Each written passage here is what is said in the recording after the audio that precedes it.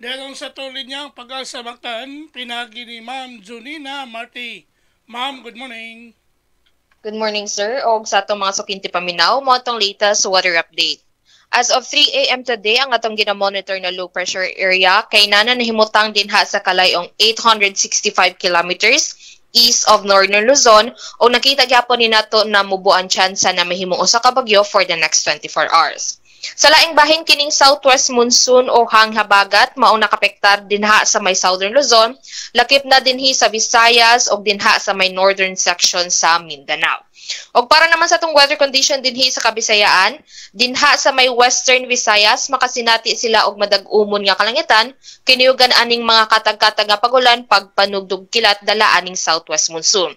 Samtang sa nabiling bahin sa Visayas lakip na dinhi sa Sugbo, makasinati ta og generally fair weather nga nalay chance sa mga patak-patak nga pagulan pagpanugdo og kilat.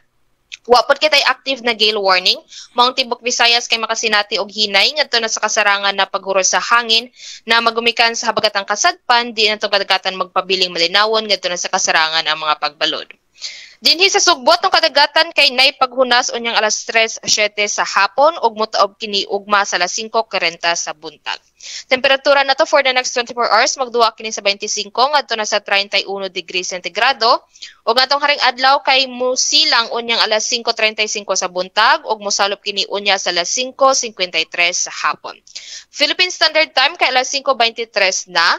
Og matong latest weather update gikan diri sa buhatan sa DOST Pag-asa Mactan, kini si Junina Marte, mayong buntag o taghang salamat. Salamat kay Ma'am Junina, yung may buntag sa Pag-asa Mactan. Wasa pa yan, sir. Okay, good morning.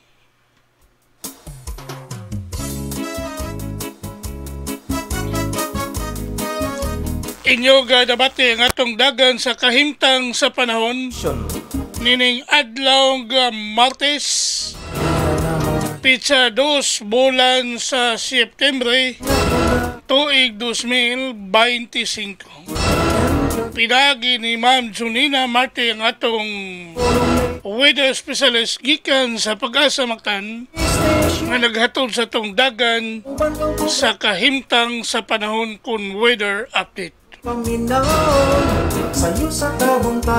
Salamat kay Ma'am Junina Marti ug mayong buntag sa Pag-asa Mactan.